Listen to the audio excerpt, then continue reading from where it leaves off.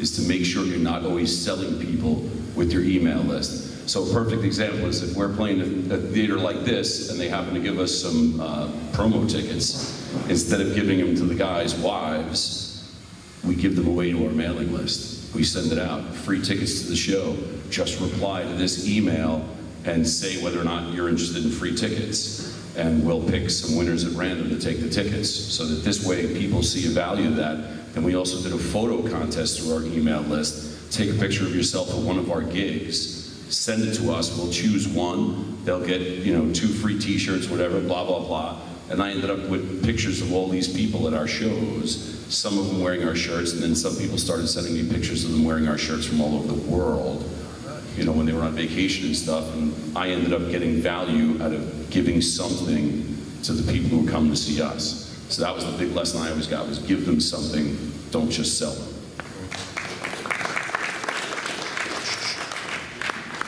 Hi, gentlemen. Thank you for this wonderful night.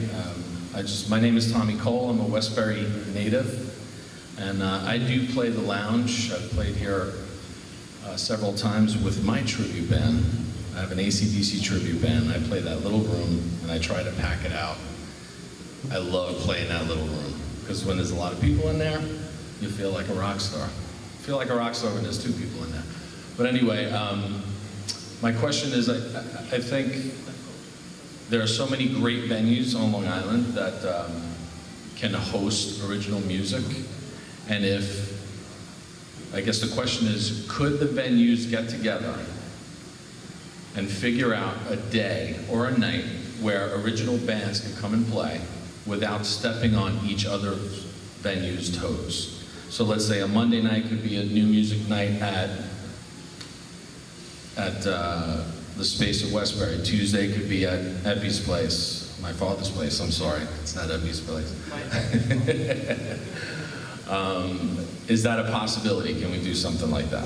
Something, I can't talk for anyone else who has a venue, because I do original music every night, and I'm going to play as much of it as I can. So maybe someone else can talk about it. Thursday nights in the lounge, those are usually our nights for booking anything. I mean, if a tribute band pops, fine. If it's original, fine. Ideally, we would put 3 bands in there.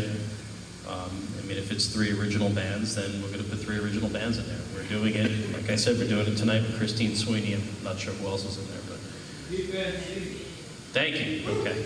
But we do it here. It's Thursday nights. If we have a show in here, I'm still putting a band in there. At 6 o'clock, 6:30. I did that with Maddie last week. They were in the lounge. Memphis Crawlers in there before Blackberry Smoke. So our nights are Thursdays. We try and push that as much as possible, is original music in that lounge. I think another big topic here is genre, and the venues and promoters need to know their crowds as well. If you have a scene that likes to go to different places, likes to see different bands, you got to know when those bands that are more attractive, or maybe the same amount of attractive, are playing the same night, and within what proximity. And as a musician, you have to know who's playing. You have to know, all right, if, say I'm a ska band, and Nonstop to Cairo is about to go tear it up somewhere, I'm not going to go and put, my smaller band, within 25 minutes driving distance, especially if I know my friends like Nonstop too. Those guys have worked hard, cut their teeth, and they're bigger. They're dominating the space. You have to, be realistic. You have to communicate, Regarding Nonstop, I heard them I heard them on the South Shore 2 years ago at a supermarket, and I said, who are these guys? And I met Matt, and I started to help Nonstop. They were only getting 50 people at a show 2 years ago. And I believe now it's on the average of 300 a night or more. How many are they getting now? So that's a really short period of time. But what Nonstop does, and it's interesting for you bands, is they team up with bands that are like themselves in different markets, and they trade audiences. So they might go to Cleveland one night, and the band that they played with in Cleveland comes back and plays on Long Island. I think that that's going to be the status quo for building your band, is that it's going to be tribal warfare, and that the tribes are going to have to help each other, and that's how you develop fans. I don't know if it's going to work that way for the acoustic acts, but it certainly seems to be working for Nonstop to Cairo. That's all I want to say. It's worked for Miles to Dayton. They've gone and played Boston and bring bands back from Boston, and then when they're playing in Boston, they play for that band, with that band, and they bring them here. So it does work, but again, that's building your community and leaving Long Island for a while and building wow, we sell more CDs. You get off Long Island, you can sell more CDs too. Mike, were you going to say something? I just want to close for myself just by saying I don't think there's ever been more an exciting time for people that are doing original music. I remember praying for a time when we weren't under control of the one record company that would give us the big deal. And then we got this huge advance, and then we blew it all, and then we owed the label for like 20 years, and we never made anything anyway. We're at a time now where we can express ourselves the way we want on the internet. We can present ourselves the way we want. This is the most liberating time ever if you're not looking for $1 million. This is the most liberating time to be an artist, to be you. And if the million happens, great. And I'll keep saying that all night. It's the fact that you have to have good stuff, though. You got to have a hit. You need a hit. You look at 9 Days. I had all these great songs, and all of a sudden, Story of a Girl comes out. And it was like, bang, in your face, undeniable smash hit. You need your single. You need that one single. And a lot of times, because we don't, on Long Island, we don't get that jump off the one single, and we're like, oh, then I guess that's to the side. How many singles do we really have that are still probably amazing? People that have written stuff here that just never got heard, and we keep going on to the next single, we write the new one, and we write another one. And truth is, some of our best shit has never been heard by anybody. So to me, it's about focusing on smaller stuff. We're in a great, great place.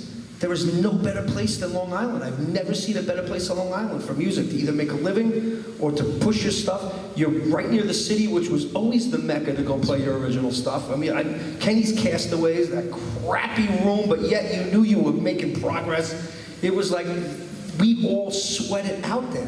Whether we're playing tribute bands now because we're in our 50s or whatever to make a living or whatever, doesn't matter. We still care about where our roots are. Our roots came from that. We put ourselves out there. You got to put yourself out there, and you've got to be realistic, you've got to have a hit, and realize this is the best time ever for you to be original, the best time ever for you to have a shot at being yourself in the world.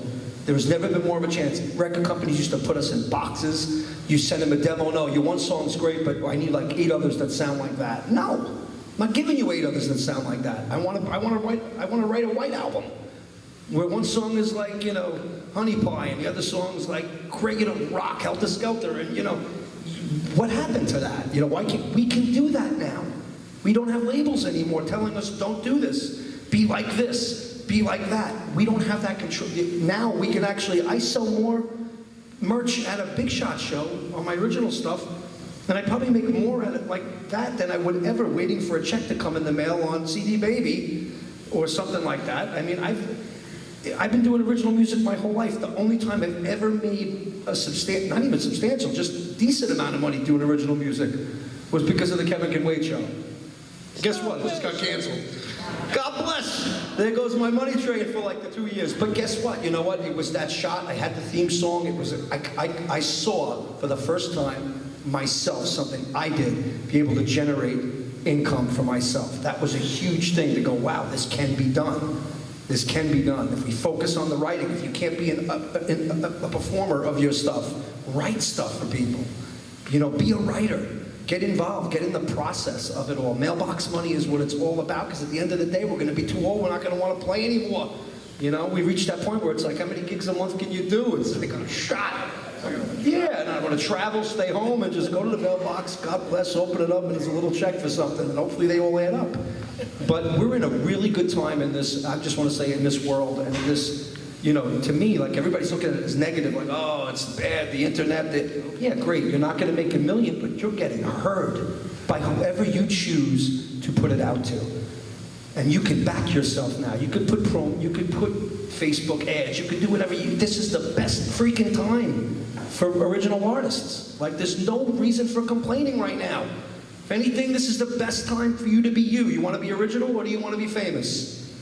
You know, it's like that, that's that choice. You know, do I want to go for the million and write that one ear candy tune and then whatever? No, stay yourself, be you, stay the course, and realize you can really be your own artist nowadays more than ever in the history of music, I think.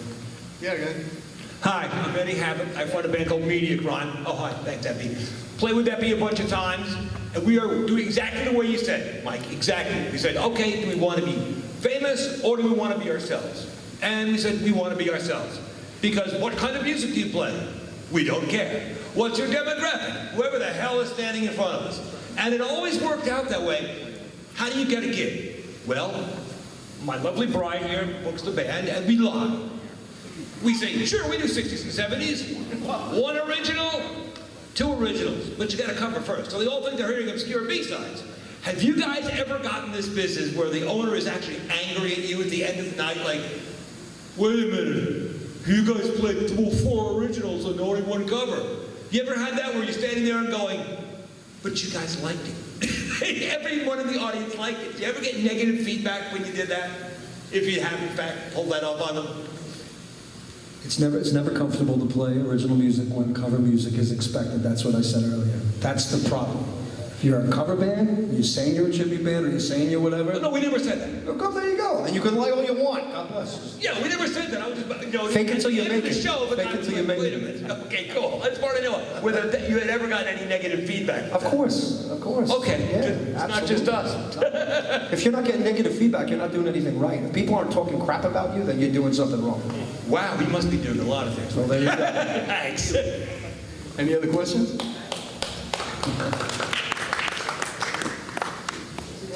No, hi, I'm Alex. First of all, it's a great panel, tremendous information from both panels. I was wondering if this would be a good idea, and if you might want to encourage young people and teach young people in this kind of way to become managers. It seems to me that the music industry, it's like any other industry. It has a supply chain, it has a distribution, it has a system, a star-making system, as the star-making machine. And one element I feel is missing is the manager.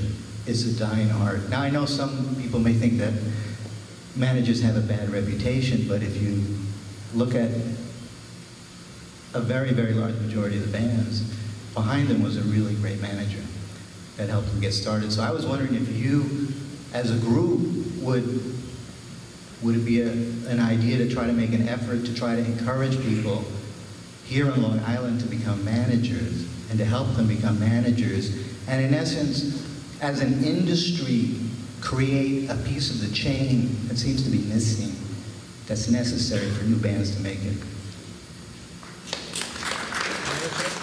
Yeah, Doctor?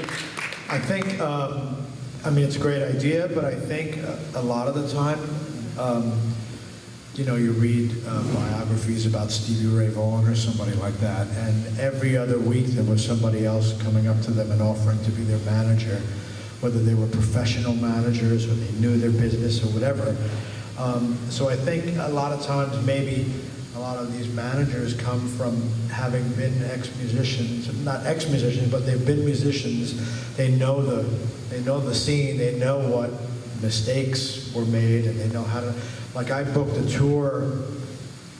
I had a band with Ginger Baker's son and Jack Bruce's son called Sons of Cream. And I do an Eric Clapton show, so it was a great little matchup. And I did all the tour managing. And how did I do that? By just being on so many tours over the last 25 years or whatever, and listening to everything that goes on around you. You're paying attention to, oh, that's called that, and then we have to do that, and then the manager does that. And then you learn